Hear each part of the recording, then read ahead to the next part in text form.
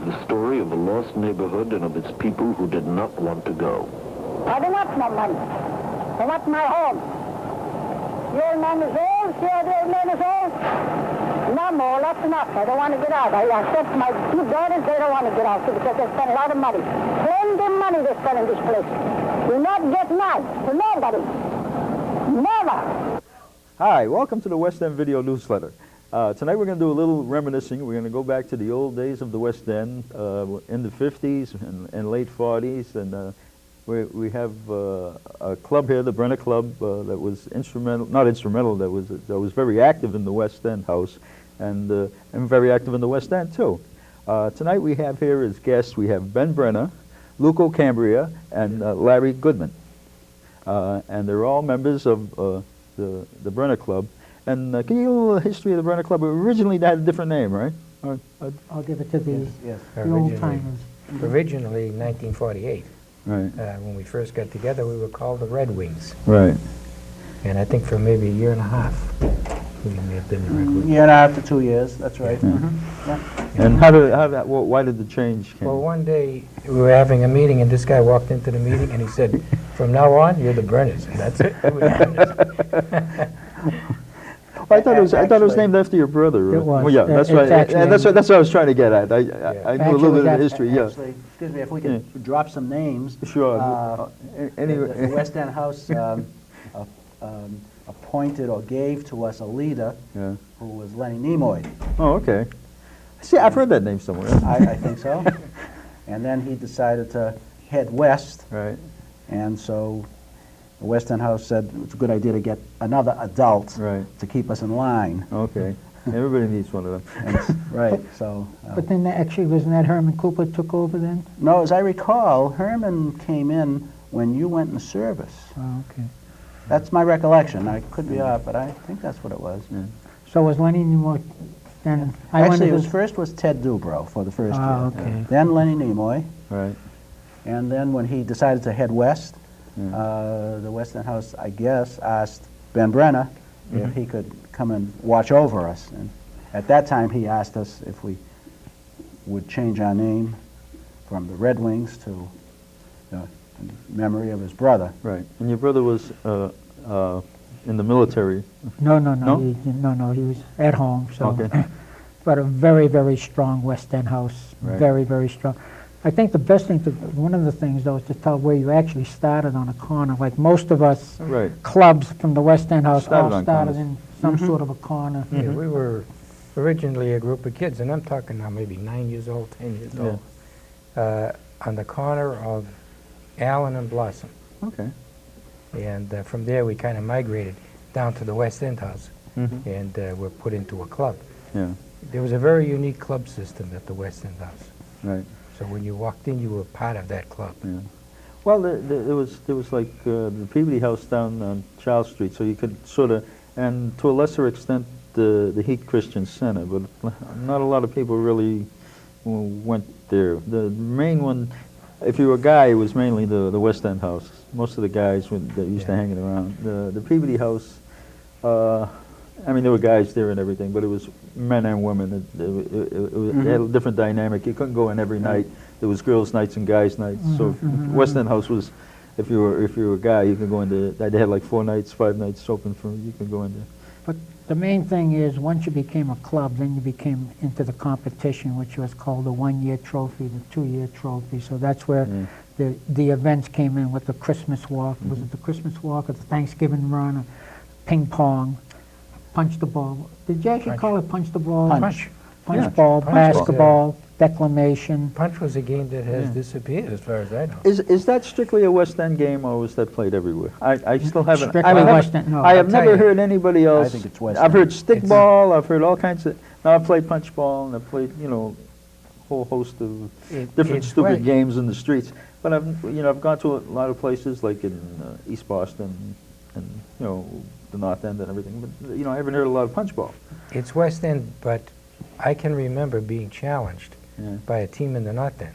Is that right? Yeah, we went over to the North End to play punch, and they creamed us because they had different rules. It's the third inning before we realized what was going on. Well, it was a strange game. For those of you who don't know punch ball, is they use a little Pimple. 10-cent pimple, rubber pimple ball. I mean, it wasn't solid rubber, it was inflated, and you picked it up and you hit it. The rules were the same as baseball as far as first, second, and third went. You had a catcher, but there was no, you didn't throw the ball. Whoever was there picked up the ball and punched it, and he could punch it wherever he wants, and you threw him out at first or second or third. Or you could knock it over the fence and hit a home run. If you punched it over the fence, it was a home run. So it was basically baseball, except that you punched the ball instead of having somebody throw it to you. We went into the ninth inning, and they were throwing the ball into the catcher. And the catcher would say first base, and you were out if you hadn't reached first base yet. Never? So, as I say, we didn't know what was going on until the third inning. But also you got to remember, going back to those days, that at the West End House we had meetings. What was it, every Friday night? And what I try to install mostly in the meetings was strictly them, and I would be in the background. Was independence. They had to think for themselves. Which now I am very, very sorry because it's torment what I have to go. We are still meeting every month. Every month at somebody's house. We still get together, except there's one big difference now. There's girls. I was opposed to that, but I lost out. But it was mostly social and athletic, and I think the greatest words I ever heard was. I never realized what was going on myself at this time because we were constantly busy with them. Because as soon as September rolled around, it was practice. It was nightly practices. They'd be out, and there was ping pong tournaments that we had to compete to. But also, one other thing was social. They were very social minded in those days, even with the athletics. Even during the summer, we were still going to the Cape and so on. Except one day I'll never forget, Adele and I were supposed to be picked up by the Russos at, what was the name of that? Santoros? Santoros. And we waited all afternoon. I never took the hint. They never came for us. But to this day, it was at some ceremony at the New Boys Club out there at the Alston. And one of the Alston persons says, I am considered to be in the West End House, but there's one thing we do not have as the old West Ender is the intensity.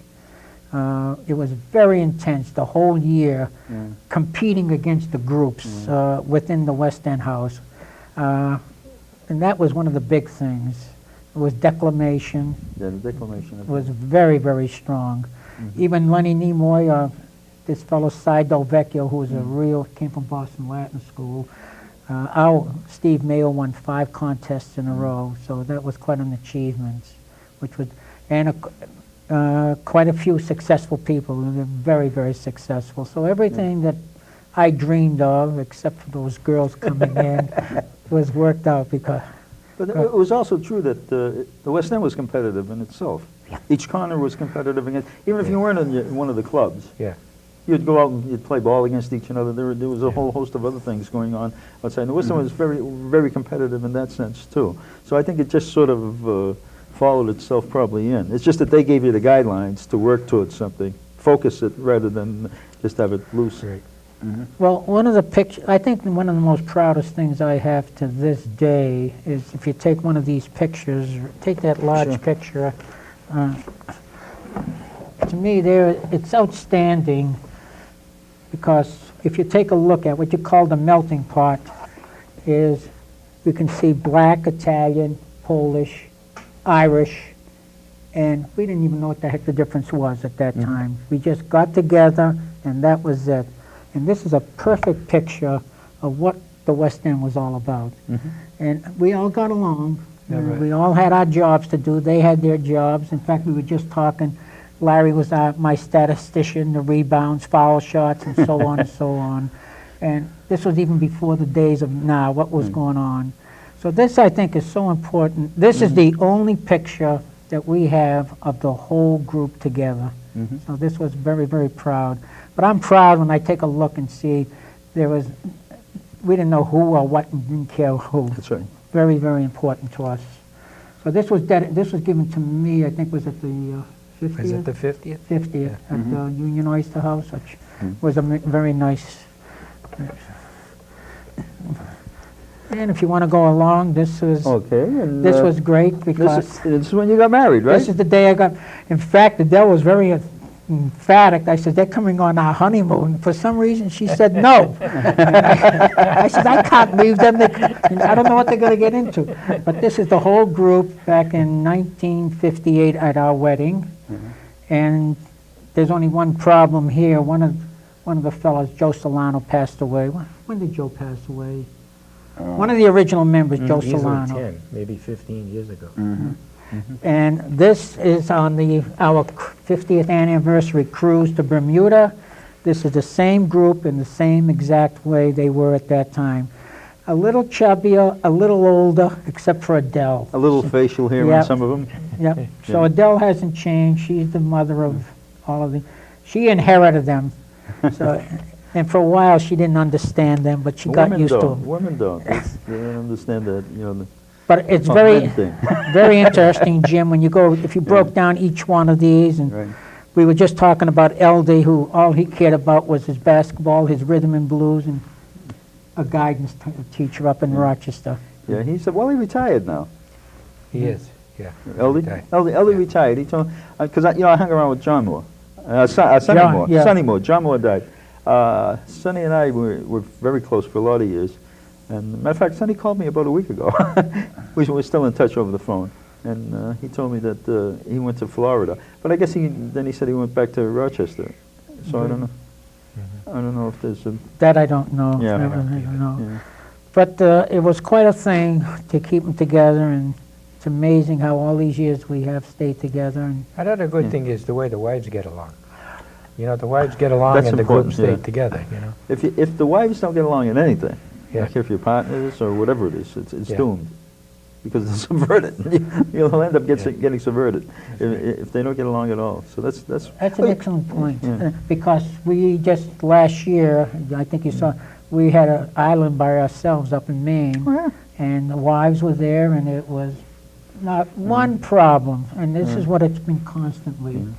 So that was quite a week. Yeah, quite a we week. had one guy coming from California and another one coming from Connecticut. Oh yeah, the Russo, You know, right? Yeah, Vinny. Don't forget Dr. Grootman or Colonel I was Grootman, wanted to say Washington. Did he come from Washington or was he? someplace in Well, I there. took a little heat he from said. him. I guess the guy that the guy that put his name into the I guess he sent for the Century Club and put Colonel Grootman. Took it off the letter. He got upset about that? He says, "I'm not nobody else uses their honorary their honorary title. I don't think you should." I said, "Oh, okay." But I didn't. I had my daughter was working on it. She was entering all the the names into the computer, and she must have inadvertently put Colonel because it was on the letterhead. So, He certainly worked hard for that. oh, he certainly did. Yeah.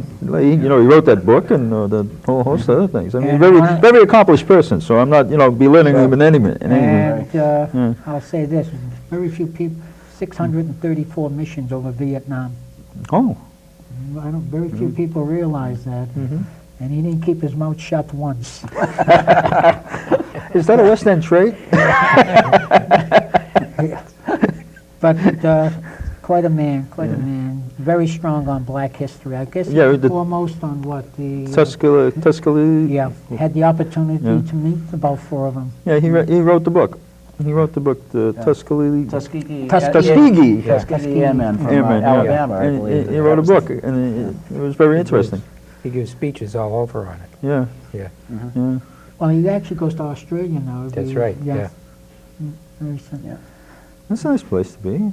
Australia's fine. But he's working because he's given, what's he actually given? History on the black, Airmen? not airmen actually, what's the word I'm looking It for? started off with black in the military, wasn't it? Military, I think Yeah. the black, because even in the Revolution there was black soldiers and nobody realized it. And black yeah. cowboys and black Indian fighters, so he brings Yeah. that all out. Yeah.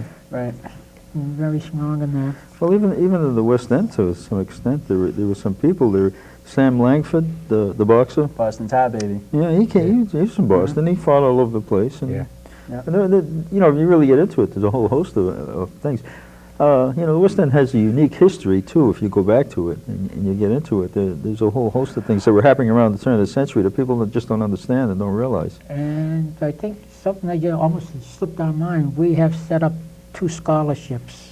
One is for college, which is called the George Brenner Memorial Scholarship Fund, and the other one is on the 50th, they named the Adele and Ben Brenner Camp Scholarship. Oh, okay. Which sends, you've been to camp, so you know what it is. So See, I've never really been a West End house kid.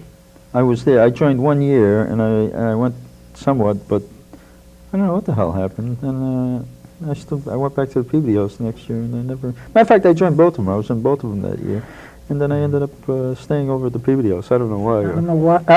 Actually, if you come right down to it, outside of the competitive and spirit of the West End, the Peabody House had more to offer. If you come right down to it, what they had this drama class, they had the science class, they had, the building was much larger outside of the gym. 7 stories, yeah.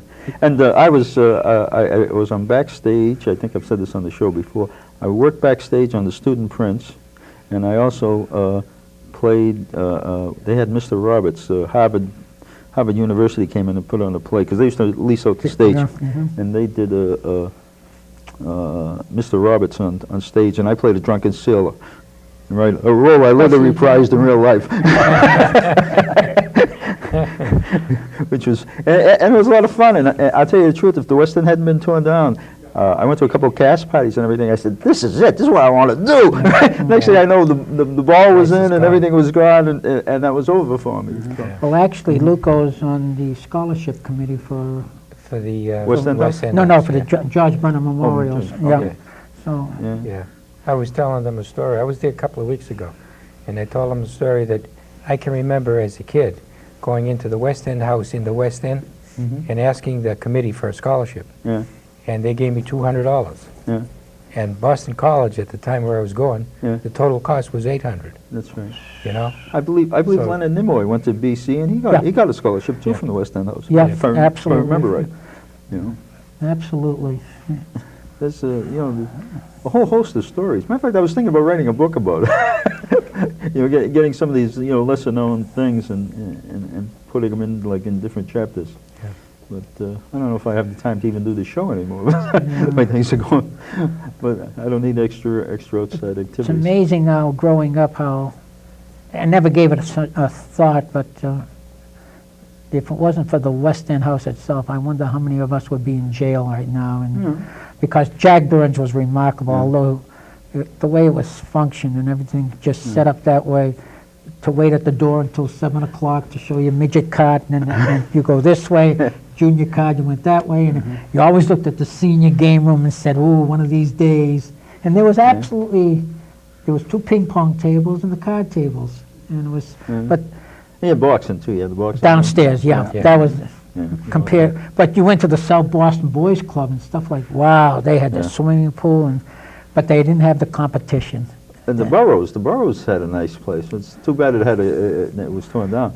I used to go up with my brothers as a guest because I was little. They used to take me there, and when I went in there, next year I can finally join. Right? That year they closed it down. Well, that was run by the newspaper, wasn't it? You had to be a newsboy to get in, but everybody used to, sort of. He got jailed. Tell him, Larry, what happened to you? Oh, you didn't have a license? Oh, I had it, but I left it home. Oh, that guy that chased you kids were nice. Me too. I'm trying to think of his name. Yeah, I don't remember now. My brother had to go to court. I did too. Yeah. Imagine you couldn't do that today. They didn't laugh at you. No, he would sue the guy who's right. You turn around and sue. Right. I mean, now if you're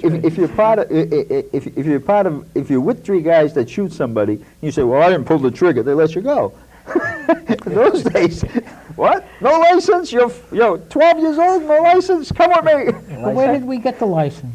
They had this. Wasn't Myrtle Street, was it? Yeah. I think it was up in where the school school building was up in Myrtle Street up there. I think you had to go to yours school. up there. I thought it was somewhere at the theater district. Wasn't there a school, Warrington Street? Oh, down that way. There was a place down there that, I don't know why I thought of that. Yeah. I think. I don't remember myself. Yeah, but what actually happened after did you get fined or something, or a quarter? No, I had a promise that I would always wear it in plain sight. Because, you? Your pocket wasn't good enough. That's right. Have you got it on you now? They took my corner away when they tore down the place. Where was They your put the- corner now? You haven't told Adams? Adams Station, where, as close as I can figure, it's about where the Curly statues are, right Oh, in front of okay. Faneuil Hall. Oh, yeah. That was Adams Station, part of the old Orange Line. Yeah, yeah. There It was a wasn't whole- called the Orange Line then. No, they didn't call it They the didn't call Orange Line. anything, Yeah, it was it just the But, system, you yeah, know? but the tracks are No. still below. Yeah. That from there. Yeah. Adams, Friend and Union, Yeah, a whole yeah. string of stations. Yeah. Yeah. It was a whole different, Yeah. everything has changed. Progress doesn't stop for anybody, good or bad. Some progress is good, not all progress is bad. Some progress works real well. Other stuff like the West End, vroom. But the one thing probably I look at it a lot different is no matter what happens to us, there'll always be a George Brenner Memorial Scholarship. Okay. And that's very, very, Well, that's, you know, good works, you know, anybody that does good work should be applauded. And you guys should be applauded because you're doing very good things. I mean, and that's just the nature of it. You do that kind of thing, you deserve a little pat on the back. And I'll give it to you. I don't know if anybody else will, but at least I will, anyway. The West End House itself is still going strong. No, I know that. actually, I went to Camp Gannett. Yeah. My brother Saul was a counselor, and he drove the girls around on the... You ain't saying too much. No, that wasn't me. But Camp Gannett was all right. But Yeah. now you go back to the West End House camp. I don't know what it was. There was something up there that was. It was sports oriented, maybe. Yeah. But I was there when the tents. Yeah, Oh. I was there when it was only Tents. tents. Yeah. And the best part of the camp was edging a bed. You remember Yeah. edging a bed? That's right. Which means you put the legs of the right on the The by platform, edge. the edge of the Yeah. platform of Edge the, of- and when the tent. person got in, you know, it was nice. Out. out into the grass. Yep. And then it was great. But Jack Burns, I wish I could have to say thank you to him. He was a marvelous man, Yeah. marvelous man.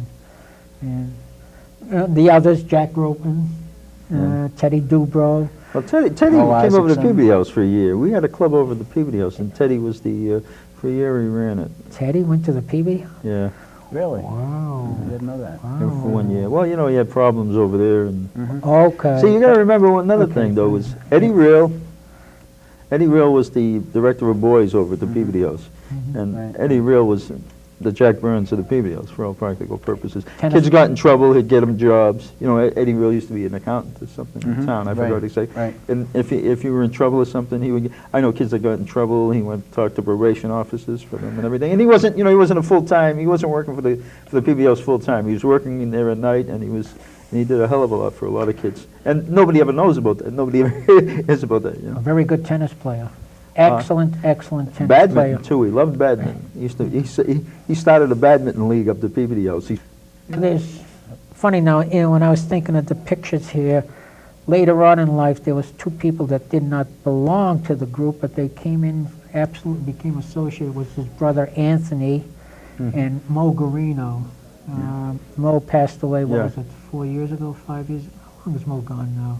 I think it's longer than that. It's longer than 5. Yeah. But Mo was with the club called the Hilltoppers, and he joined us, not as a club member, but as a Associate, friend, yeah. associate, because he didn't want to pay $6,000 to join us. I don't know why. Right. So he said, I'll pay for nothing. And hang out. So we've actually lost two people, which is Joe Solano and Mo. An era is passing. Yeah, Yeah. because I I always... mean, it's passed already, but we're the No. only ones still talking about it and keeping it alive. I mean, we're dinosaurs, I'm thinking the Lavolos. No, they're your age, aren't they? Yeah, Lavolos. Tony's my age. He's a little younger than me. But he still could only go one way in basketball, That's and we stopped him. In fact, Tony Longo moved to Florida. He's Yeah, down in Florida yeah. now. He He was was- a problem for me, wasn't he? He was a good ball player, I'll tell Oh, you that. could shoot the eyes out of a basketball. Yeah. He was all high school with Brighton, on both sports, football and basketball. At Brighton High? Yeah, he was an all scholastic halfback and all scholastic basketball player. Like you say, maybe he wasn't the greatest on defense, but man, he could shoot. No, he was And a you know, good he went ball into player. service. He went into service, and when he was down in Fort Bragg, he was a jock. He was on the teams. He played football for Fort Bragg, starting halfback for Fort Bragg. I mean, he had talent. Yeah. Yeah. Now, could you punch the ball over the roof? Never hit the roof. Never in my life did I hit the roof. I But got a you lot did of doubles. practice. I got a lot of doubles though. You played first base, didn't you? No. Third. Me, I was lucky if I could leg him out. Actually, what about Vinny? I was never But he a never played for great us. punch See, now ball there was player. two different Vinny styles. Santoro? You know, on the Blossoms, on Yeah, could Blossom be. Street, you could hit over the roof or through the. When you played on Eaton Street, Yeah. you couldn't hit over the fence. You had to hit it through the fence to get a double, and it was much tougher on the other side. And The rules came about by the size of the schoolyard. yeah, absolutely, Right. absolutely. Oh, yeah. Yeah, each place you went Sure. had different ground And it rules. was always a schoolyard. Yeah. Never played on dirt. Well, that's or all we had. We grass. didn't have. That's we right. didn't- Right. We didn't have any. You know, there wasn't open space to us was a schoolyard. That's right. Right. But it worked out good. Yeah. Do they make pimple balls anymore? I don't think so. I seen one. You Matter did? of fact, I seen one somewhere, and I bought it, and I brought it home to show my kid. Only it wasn't like ours. It had a star on either end. Okay, those were a little later. Yeah. There was a star on Right. either I end. think But you're I right. wanted to show my son because they go up the park and play. No, my son doesn't do this anymore. He's working in New York, go to the Masters and all that. But they used to go up to the park and play with tennis balls. They used tennis balls the same way we used those The pimple ball. 10-cent pimple Yeah. balls. And so I tried to explain what a pimple ball was. You know, I finally found one. I said, "This is it, except for the stars." But then I think we also, after a while, we cut them in half and we used Use them. half ball. There was another game called and half ball. That was the. When you- Did you Yeah. use that? A little bit, yeah. Wow, is that? When you hit the ball and the ball finally broke because it was a seam. When it finally broke, you ripped it in You half ripped and it. used it as a half ball. We used to play half ball. You used to get a stick. Yeah, that was Right? with a broomstick. Broomstick, yeah. Sure. But that was hard to Right. find. Yeah. Because you had to go in the back alleys. That's right. I remember we had Mayo School. There was an alley in the back. Yeah, my house was on Poplar Street, and you came out in the back in the alley. I was about, you know the second entrance in that alley is? There was 3 entrances, one down by Spring Street, one by the Mayo, and then one in the middle. Yeah. And my house was 2 up from the middle entrance. Friday night was our meeting, and we get through at 10:30, right? Because Usually, Could yeah. be, could be. Yeah. we'd start our meeting at Remember 7, the- room D of the Weston Yeah, House. up the street on Cambridge Well, Street. Hey, we're coming to the end of it. We've got about a little less than a minute left, and I guess I'm going to thank you people for coming here. I appreciate coming here and sharing your memories with us. And if you have anything final to say, just say goodbye to everybody from the West End. Goodbye. Goodbye, everybody. And see you at the next West End Video Newsletter.